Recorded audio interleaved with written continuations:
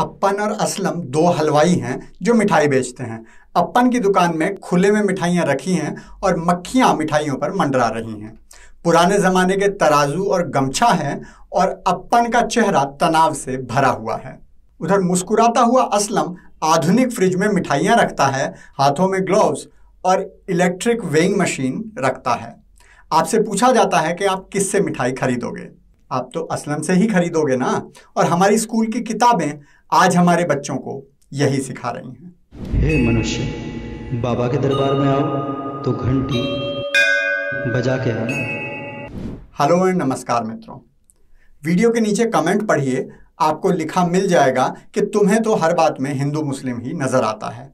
तुम्हें तो ऐसा लगता है कि पूरी दुनिया केवल हिंदुओं के प्रति नफरत फैलाने, हिंदुओं को नीचा दिखाने और मुस्लिमों का महिमा मंडन करने वाली बन गई है। लिखा है ना? अफसोस, ये सच भी है।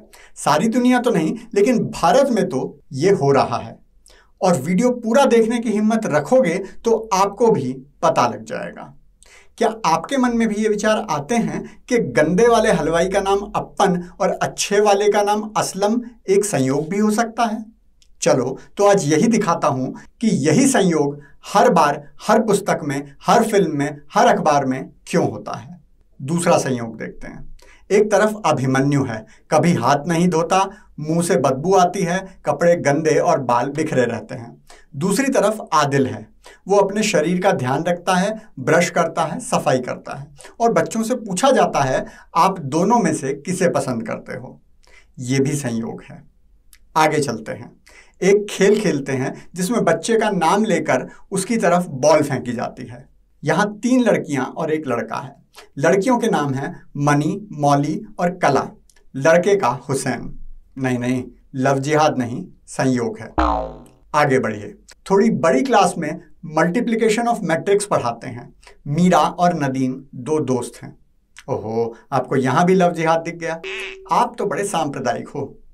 आगे चलते हैं।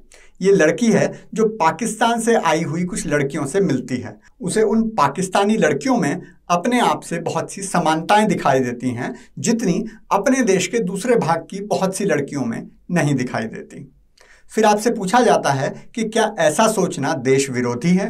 आपको ये नहीं सोचना कि उन लड़कियों के घर वाले सीमा पार भारत के सैनिकों पर हमला कर रहे होंगे, या भारत में आतंकी हमला करने की योजना बना रहे होंगे, या पाकिस्तान में ही किसी नाबालिग हिंदू लड़की का अपहरण कर रहे होंगे।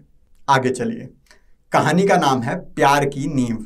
एक मौलवी साहब गांव में जाकर मदरसा खोलते हैं। मौलवी साहब बहुत अच्छे हैं, सबसे प्यार करते हैं, लेकिन फिर सांप्रदायिक दंगे हो जाते हैं और गिरधारी नाम का एक लड़का मौलवी साहब की मॉब लिंचिंग करने जाता है। मौलवी साहब का चेहरा चमक उठता है जैसे कोई फरिश्ता हो, और सांप्रदायिक गिरधारी शांतिप्रिय मौलवी साहब के चरणों में गिर जाता है। चलिए, ये तो थी एनसीईआरटी की स्कूल की किताबें। अब आते हैं नए जमाने की इंटरनेट और मोबाइल फोन पर होने वाली पढ़ाई की।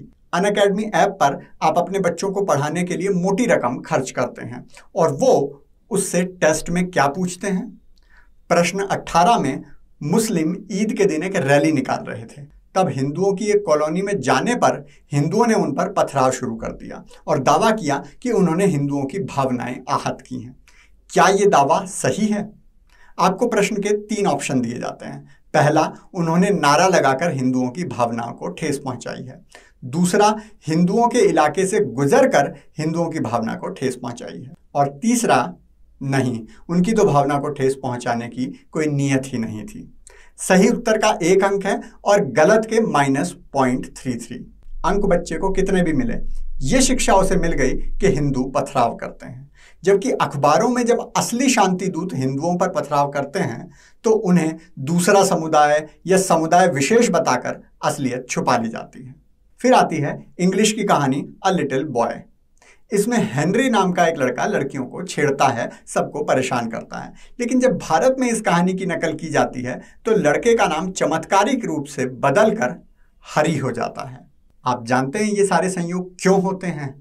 ताकि जब असली में कोई असलम मिठाइयों में थूक कर आपको खिलाए तो ये बहुत से पढ़े लिखे लोग कहें कि हर असलम ऐसा नहीं होता। उस असलम की दुकान तो बहुत साफ थी। जब असली में कोई अब्दुल किसी हिंदू की रैली पर पथराव करे तो पढ़े लिखे लोग कहें, इन्हीं किताबों से पढ़कर लोग कहें कि हर अब्दुल ऐसा नहीं होता। ये देखो, हिंदू भी पथराव करते हैं पुस्तकों में, असल में करें या ना करें। और ये सारे संयोग तो मैंने काल्पनिक कहानियों के दिए हैं। अगर असली इतिहास की बात करने लगो तो कई घंटे निकल जाएंगे। अब तुलसीदास जी के अध्याय में आपको क्या पढ़ने को मिलता है? कुछ प्रश्न कि वो स्त्री जाति की निंदा करते हैं, बाली वध का समर्थन करते हैं, विभीषण के देशद्रोह का समर्थन करते हैं। ऐसे ग्रंथ में आप कौन सा सौंदर्य पाते हैं? और जानते हैं ऐसा क्यों लिखा है? नहीं, इसके लिए आपको सोचने की जरूरत नहीं है, खुद लिखकर बताया है। प्राचीन काल की कुरीतियों को जानना। यहाँ लेखक को इतना भी नहीं पता कि गोस्वामी जी ने रामायण नहीं, रामचरितमानस की रचना की थी। आपको इंग्लिश सीखनी है तो आपको पढ़ना पड़ेगा Babar was a brave king. अब हारे हुए राज्य की महिलाओं को गुलाम बनाकर मंडियों में बेचना कौन सी वीरता थी, हमारी समझ से तो बाहर है। चित्रकला की पुस्तक में रामायण को माइथोलॉजी यानी काल्पनिक कहानी बता रहे हैं। मुगलों को बता रहे हैं कि उन्होंने युद्ध में टूटे हुए मंदिर बनवाए थे। ये नहीं बता रहे कि वो युद्ध हुए ही मंदिरों को तोड़ने के लिए थे।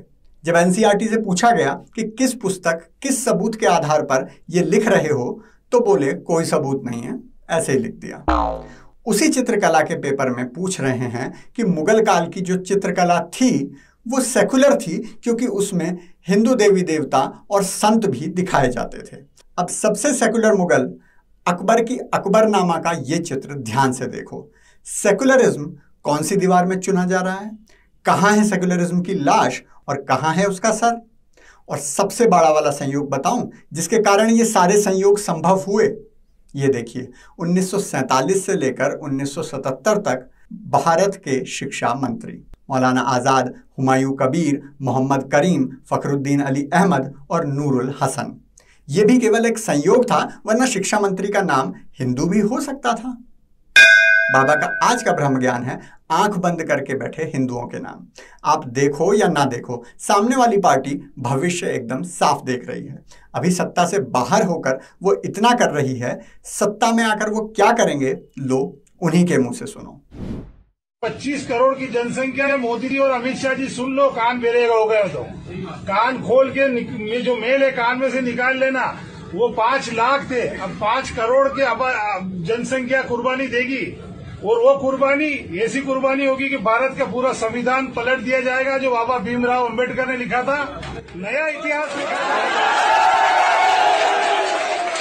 तो अमित शाह जी और मोदी जी ये नहीं समझेंगे गुजरात से हम मुसलमानों को मारते मारते अगर आप भी अपन की दुकान से बिना थूक लगी मिठाई खरीदना चाहते हैं तो कृपया लाइक, शेयर, कमेंट और सब्सक्राइब जरूर करें, क्योंकि खुशियां बांटने से बढ़ती हैं।